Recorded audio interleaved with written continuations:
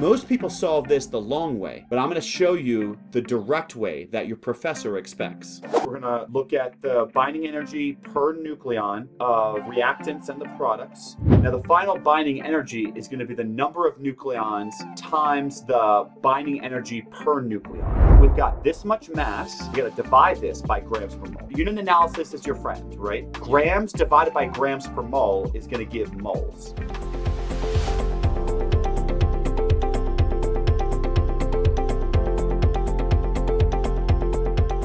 It says a uranium-235 nucleus that undergoes fission will break apart into a nucleus of krypton-89 and barium-144. The following are the average binding energy per nucleon of each of the previous nuclei. Okay, so we have them listed here for each of those elements as mentioned in mega electron volts. An entire kilogram of uranium-235 undergoes nuclear fission. How much energy could be theoretically released? Give your answer to two significant figures in terajoules. So it's uranium-235 nucleus undergoing fission, and it's also an entire kilogram of that. M is the mass of the uranium-235. The mass of the uranium-235 is exactly 1 kilogram. What's the number of nucleons for the uranium-235? 235.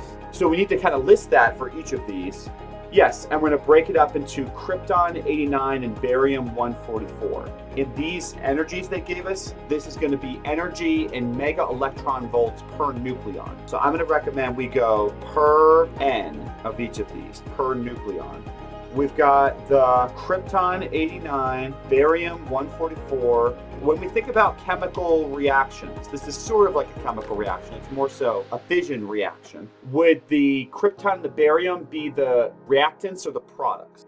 Okay, so these are the products. So that established, the final binding energy compared to the initial binding energy is going to tell us how much energy is released in this nuclear fission reaction. We want the binding energy before and after. Energy released in the fission reaction should equal to final binding energy minus the initial binding. I think the final binding energy is that of the krypton and the barium. And the initial binding energy is the uranium-235. Now, we're going to probably first calculate this in mega electron volts, but then we need to convert to what units? We're going to need to convert that into terajoules, which first we're going to want to convert it into joules. So first things first, let's go ahead and get the final binding energy.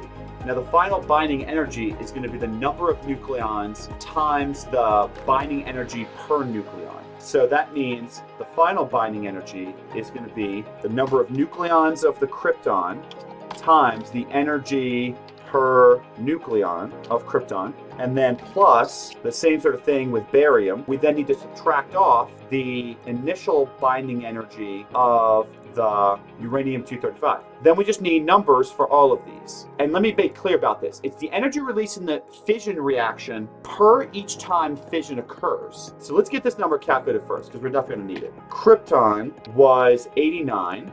Then the energy per nucleon of krypton binding energy is 8.617 mega electron volts. So the barium is 144, 8.266. Then let's go for the uranium. So clearly this is 235. Uranium-235 is a very common substance, at least for radioactivity.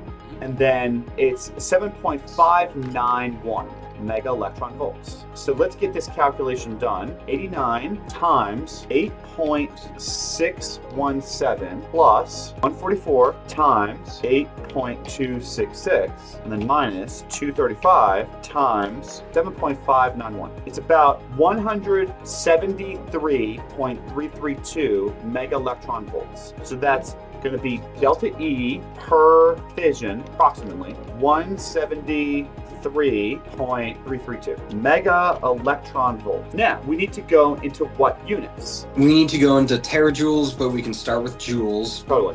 Hopefully you're aware that mega means million. that would be 173.332 times 10 to the 6th electron volts. So that's a quick conversion. That's not proper scientific notation, but at least it captures the essence of changing the unit. But then we need to go from electron volts to joules. That's a useful conversion to know. The definition of an electron volt is the amount of energy it takes to accelerate a single charge through a 1 volt difference. The reason we define this is because it's easy to work with in the lab. It turns out the charge on 1 proton or 1 electron is 1.6022 times 10 to the minus 19 coulombs. So it turns out that 1 electron volt is 1.6022 times 10 to the minus 19 joules. That's where that comes from. So let's multiply those two numbers. 173.332 times 10 to the 6th, and then times that by 1.6022 times 10 to the minus 19. So that's going to give us 2.777 times 10 to the minus 11 joule. Again, still energy per fission. Now, we want to get that in terajoules. So tera is times 10 to the 12th. It turns out if you're going to go from joules to terajoules, I should just be able to, because it's just metric, I divide by 10 to the 12th. We just get 2.77 times 10 to the minus 23 terajoules per fission. Now, we're all set up for success in terms of the energy part. But we need the number of nuclei in 1 what? Yeah, 1 kilogram. Hey, just wanted to interject here and say, please go to highpeakeducation.com to find out about how we can help you. Get some tutoring from us, connect with us. We have free resources at our website. Check us out, and let's get back to the video. We know 235 with respect to the uranium. Also, it's related to the molecular weight, and it's related to the Avogadro's number and all that. So it's 1,000 grams, 1 kilogram. But then the idea is that we need Avogadro's number, often called capital NA, is 6.022 times 10 raised to the 23rd, and that's going to be nuclei per mole. Given that, we need the molecular weight of uranium-235. Now, what's interesting is it's right around 235 grams per mole, but it's about 235.044. We've got this much mass. We got to divide this by grams per mole. Unit analysis is your friend, right? Grams divided by grams per mole is going to give moles. And by the way, just to disambiguate, I'm going to call this capital N moles of uranium. Then dividing this by 235.044 grams per mole. So what'd you get? 0.255 moles. Nice. Let's go ahead and get the number of nuclei then in our sample. Okay, so we have to do 4.255 moles times Avogadro's number. So 4.255 times Avogadro's number, 6.0. So we get about 2.562 times 10 to the 24th nuclei in the sample. Almost home.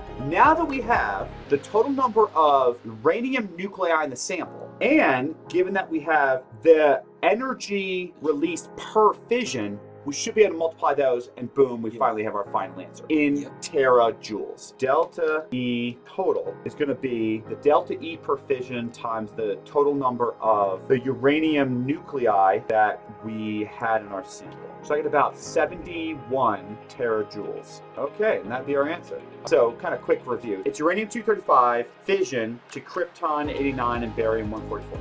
The idea is that we're going to have a mass defect here, but due in terms of energy. What we're going to do is we're going to look at the binding energy per nucleon of reactants and the products.